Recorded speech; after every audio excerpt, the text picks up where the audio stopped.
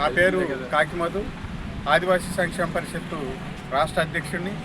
మొన్న 10వ తారీఖున నరసాపురంలో అరుణ్ కుమారి వారి కుటుంబం మీద కొంతమంది మైనింగ్ మాఫియా మరియు కొంతమంది ప్రభుత్వ అధికారుల అండదండలతో రాజకీయ నాయకులు అందరూ కలిసి కుట్రపూరితంగా వారి మీద దాడి చేశారు. అలాగే హత్య చేయాలని చెప్పేసి చూశారు. హత్య చేయాలని చెప్పేసి హత్య రాజకీయ విధానాలని ఇవాళ ఈ రంపచోడవరం ప్రాంతంలో, నరసాపురం క్వారీ ప్రాంతంలో ప్రేరేపించాలని చెప్పేసి చూస్తూ ఉన్నారు.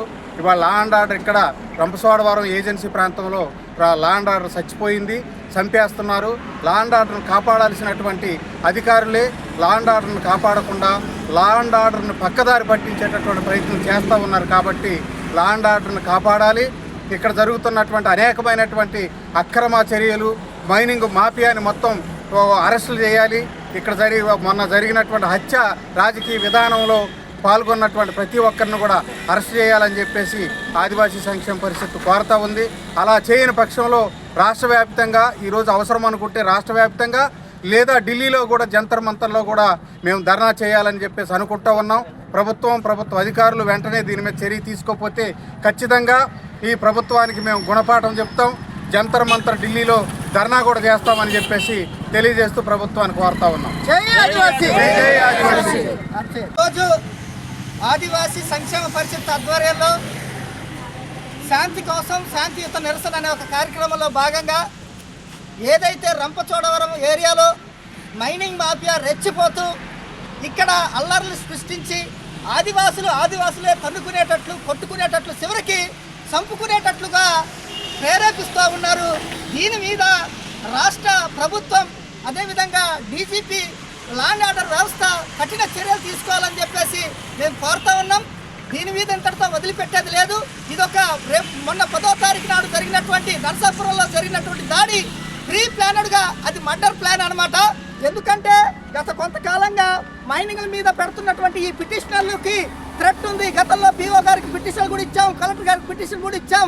మాకు ప్రాణహాని ఉందని నిరసనపల్లిలో కూడా ఆదివాసీ నాయకులపై, పిటిషనర్లపై దాడి జరిగింది. అప్పటి నుంచి కూడా మాకు ప్రాణహాని ఉంది, రక్షణ కల్పించండి అన్నాం.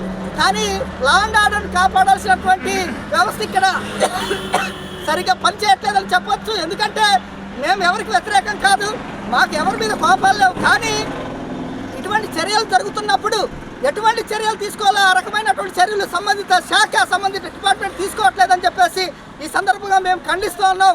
ఎందుకంటే ఈరోజు మనుషులు చచ్చిపోతే మీరు మనుషులు తీసుకురాగలరా? మేము శాంతియుతంగా, రాజ్యాంగబద్ధంగా ప్రతిసారి ఐటీడీకి వచ్చి శాంతియుత మార్గాల్లోనే పిటిషన్లు ఇస్తున్నాం.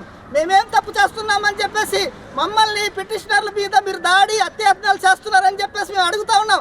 అసలు ఈ రాష్ట్రాల్లో, ఈ రాష్ట్ర ప్రభుత్వం లా అండ్ ఆర్డర్ని ఉంచిందా, చంపిందా? అసలు ఈ రంపచోడవరం ప్రాంతాల్లో ఇటువంటి అల్లర్లేంటి, ఇటువంటి అత్యాత్మల కుట్రలేంటి ఎన్నడూ లేనిది ఇప్పుడు కొత్తగా ఎక్కడి నుంచి పుట్టుకొస్తుంది. ప్రభుత్వం వెంటనే చర్యలు తీసుకోవాలి. ఏదైతే ఎస్టీ సంక్షేమ శాఖ చైర్మన్ ఎమ్మెల్యే గారు ఉన్నారో దీన్ని వీరు చాలా తీవ్రంగా ఖండించాలి. ఇక్కడ పార్టీలు కాదు చూడాల్సినటువంటిది. ఇటువంటిది రేపు ఇంకొకటికి జరుగుద్ది. ఇది ఇవాళతో ఆగిపోయేది కాదు. ఇటువంటి సంస్కృతి, ఇటువంటి విష సంస్కృతి, హత్య రాజకీయాలు, హత్యాయత్నాలు, ఈ మర్డర్ ప్రయత్నాలన్నీ కూడా ఏజెన్సీలో మొదలైతే ఇక్కడ భయాందోళన పరిస్థితి నెలకొనే పరిస్థితి ఉంది. కాబట్టి గౌరవ పోలీస్ వ్యవస్థ దీని మీద కఠిన చర్యలు తీసుకోవాలని చెప్పేసి మేము కోరుతా ఉన్నాం. ఆ దాడిలో నాన్ ట్రైబల్స్ కొంతమంది ప్రత్యక్షంగా పాల్గొన్నారు. అంటే ఇక్కడ ఖచ్చితంగా ఇది క్వారీకి సంబంధించిందే. వేరే ఒక మామూలు గొడవని అడ్డం పెట్టుకొని పంచాయతీ పెట్టి పెద్దరికంగా వ్యవహరించాల్సినటువంటి పెద్దలే ఈ యొక్క దాడికి ప్రోత్సహించారు. వాళ్ళ వెనకలు ఉన్నటువంటిది మైనింగ్ మాఫియా, ఇది మాకు పక్కా తెలుసు. కాబట్టి దీని అన్నింటి మీద సమగ్ర విచారణ జరపాలి. బాధ్యులపై కఠిన చర్యలు తీసుకోవాలి. ఏదో చిన్న సెక్షన్లు పెట్టి వదిలేస్తే మేము ఒప్పుకోం. దీని మీద ఎంతటి న్యాయ పోరాటకైనా ఢిల్లీ దాకా వెళ్ళడానికైనా సిద్ధపడతామని చెప్పేసి హెచ్చరిస్తున్నాం. జై ఆదివాసీ! అక్రమ మైనింగ్లు,